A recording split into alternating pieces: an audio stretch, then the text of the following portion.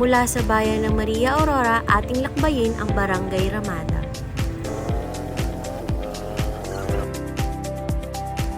At mula sa aking left side ay makikita naman natin ang Rural Health Unit ng Maria Aurora.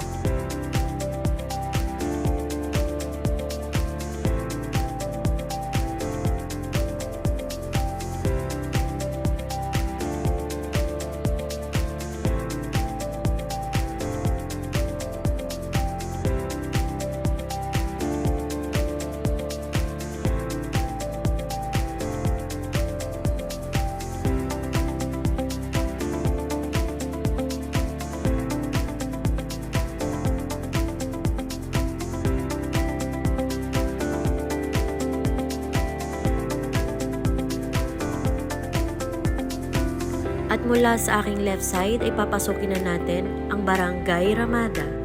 Ang nasa right side ko naman ay barangay pa rin ng San Jose. At paglampas naman ng kilalang sabungan ng Barangay San Jose ay babaybayin natin ang kanto mula sa aking left side patungo sa health center at ng Barangay Hall ng Ramada.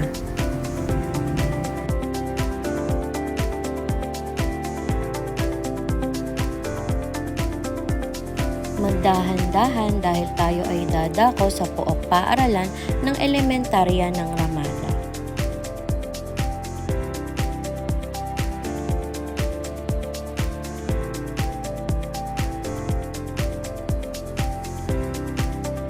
At dito ay makikita na natin mula sa aking right side ang Barangay Health Station ng Barangay Ramada. At ang susunod naman nating babaybayin ay ang Barangay Hall ng Barangay Ramada.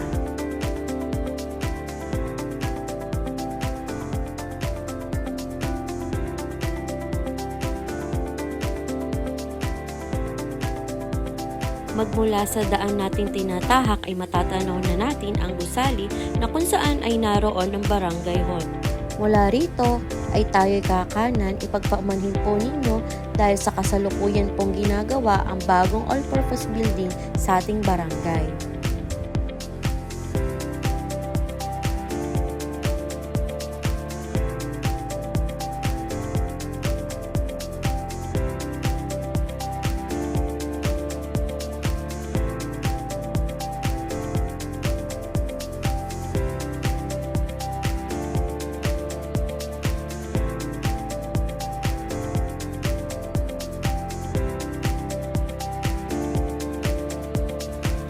At kung kayo naman po ay galing sa shortcut ng bagong gawang kalsada ng Barangay 1 at ng Barangay Ramada going to Health Station, ay sundan nyo lamang po ako.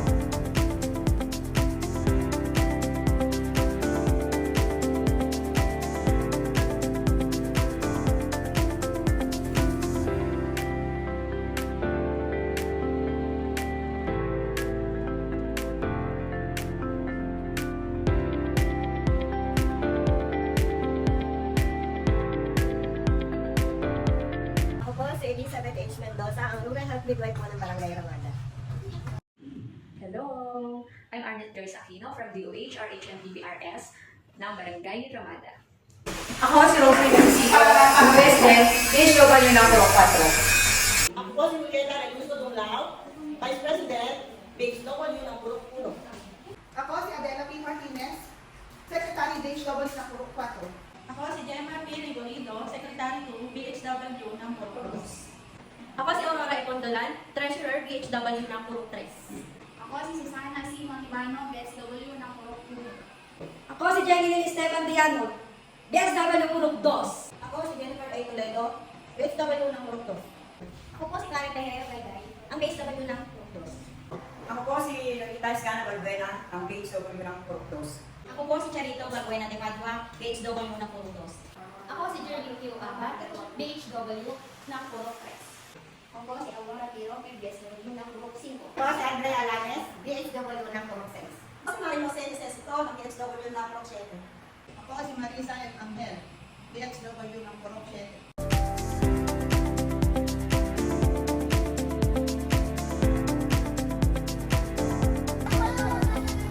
Zero authentication. ginagawa nila ngayon ang isang kampanyang kung tawagin ay Zero Authentication na naglalayong maengganyo ang bawat pamilya na magpatayo ng kanya-kanyang toilet upang maiwasan na ang pagpraktis ng pagdumi sa lupa. Siyempre, kinakailangan nila ang tulong ng mga local government units or LGUs upang ipatupad ito. Meron tayong Zero Authentication Program. Ang proyektong ito ay naglalayong magbigay ng mas maayos at malinis na palikuran para sa lahat. Isang hakbang tungo sa mas maayos, mas malusog na pamayanan. Ngayong taon ay may 97% of total houses na may CR dito sa aming barangay sa Ramada. Magandang araw po. Ako po si Jessa, ang barangay nutrition scholar ng ating barangay. Bilang kinatawan ng kalusugan, napakahalaga ang practice natin ng ating kabarangay na iwasan ang pagdumi sa ating paligid sapagkat ito ay nagdudulot ng karamdaman sa atin, lalong-lalo na sa mga bata. Ang pagdumi sa kung saan ay napakadelikado dahil nakakontaminate nito ang ating water source at ating kalupaan. Ang authentication ay napakadelikado rin sapagkat nagdudulot ito ng sakit katulad ng virus, bacterial diseases o kaya naman ay parasite. Ang mga sakit ay maaaring hepatitis, cholera, typhoid, o kaya naman ay parasitic infection tulad ng sakit sa balat o infection tulad ng pagkataik. Kaya naman, ang pag-practice ng authentication ay delikado rin hindi lamang sa isang individual o hindi lamang sa isang pamilya, kundi sa isang buong pamayanan. Ako po si Jessica Gatchela Kaimoy, ang barangay nutrition scholar ng Barangay Ramada. Ako po si Joanna Obino, tama po ang child development workers ng Barangay Ramada. Ako si Janet Noa Escala, ang barangay population worker ng Makata.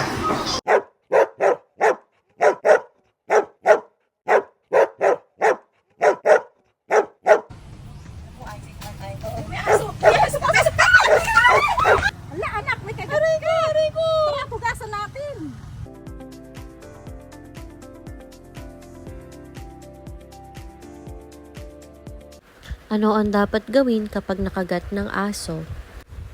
Hugasan agad ang sugat ng sabon at dumadaloy na tubig ng 15 minutes. Pahiran ng gamot na anumang pangsugat, alcohol or betadine. Dalhin sa pinakamalapit na health center ang taong nakagat ng aso.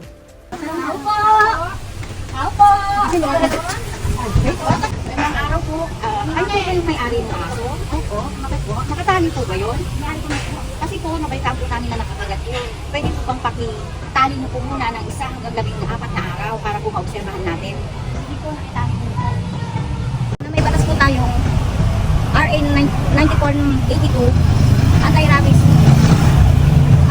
Anti-Rabies Act of 2007. Sagutin niyo po ang pagpapagamot na nakasama sa datang pag namatay po yung ating pagbigay, alam niyo po dito sa aming bilis ko yung yan.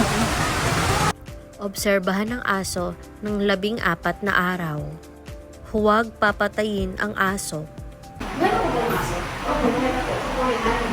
Ano po papatayin yung aso? Ito po yung mga kailangan obserbahan sa aso at pasyente. Yung condition na po ay nasa pinakamataas na category. Nasa category. Ibig sabihin po, kailangan na po ng dalawang klase ng rabies vaccine.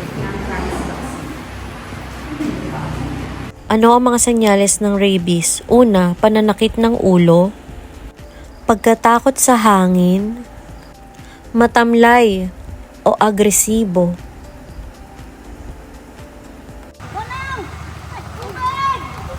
at pagkatakot sa tubig.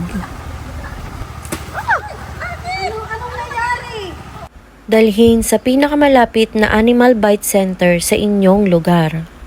Tapos, binibigay po natin. Pero, yung pang-apat po na tusok, ay nakasalalay po yun kung buhay o patay yung aso. Sa araw po ng pagkakagat ninyo, 14 days po yun. Tao po! Ano po yun? May libreng bakuna sa barangay. Pakidala na lang yung mga aso ninyo. Ilang araw po ba ate? Oo. Okay po. Sige po. Salamat! May batas ba tungkol sa pag-aalaga ng hayop? Anti-Rabies Act of 2007, Republic Act 9482. Ayon sa batas RA 9482, kailangan ninyong iparehistro at pabakunahan laban sa rabies ang inyong alagang aso. Paobserbahan ng inyong alagang aso kapag ito ay may nakagat na ibang aso o tao. Sagutin ang gastusin sa pagpapagamot ng nakagat ng inyong alagang aso. Lagyan ng tali ang alagang aso kapag papagalain ito sa labas. Ng aso sapagkat ito po ay pambansang batas na natin. Kung kaya Ang hindi sumunod sa mga probisyong ito ay maaaring magbayad ng multa na 500 hanggang 25,000.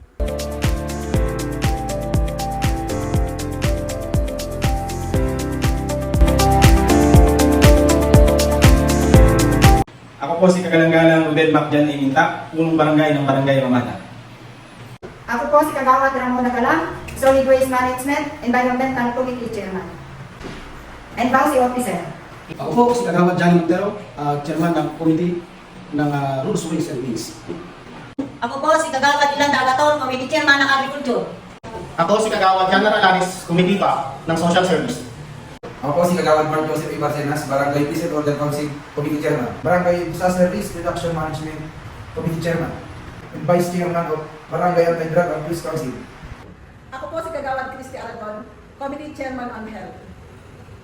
Ako po si Jesse Matvidal, Barangay Secretary.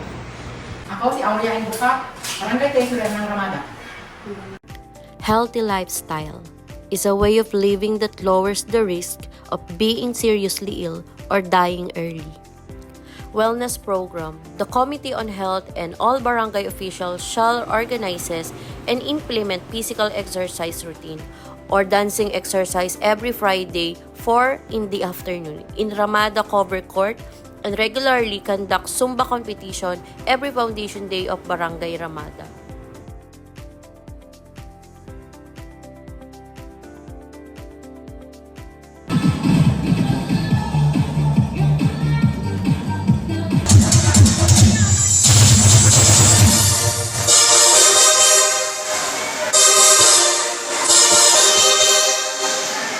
Ride a bicycle or motorcycle.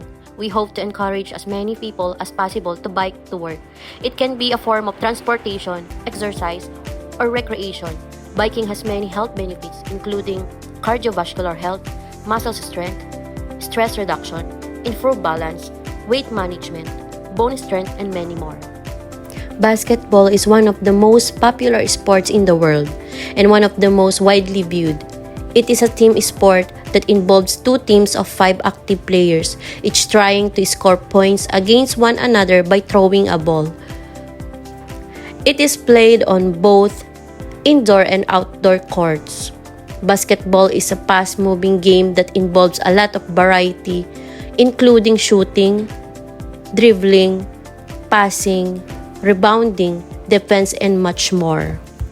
Health benefits of basketball: burn calories, build endurance, improve balance and coordination, develop concentration and self-discipline, and build up muscle.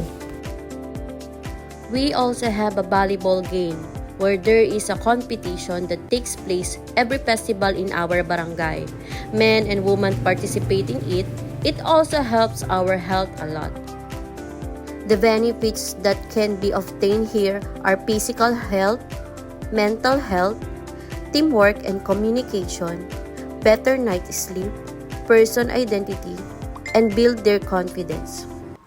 At ito ang 3 kategoryang aking maipipresenta. Magandang araw at mapagpalang biyaya sa ating lahat. Ako si Aurora A. Epondolan, ang narrator at video creator. Maraming salamat po sa pakikinig. Pero bago matapos ang lahat, marami pang services ang ino-offer ng aming Barangay Health Station dito sa Ramada. Maaari po kayong magtungo mula Lunes hanggang Biyernes, 8 a.m. hanggang 5 p.m. Makakasama ninyo ang masisipag at mababait na health workers.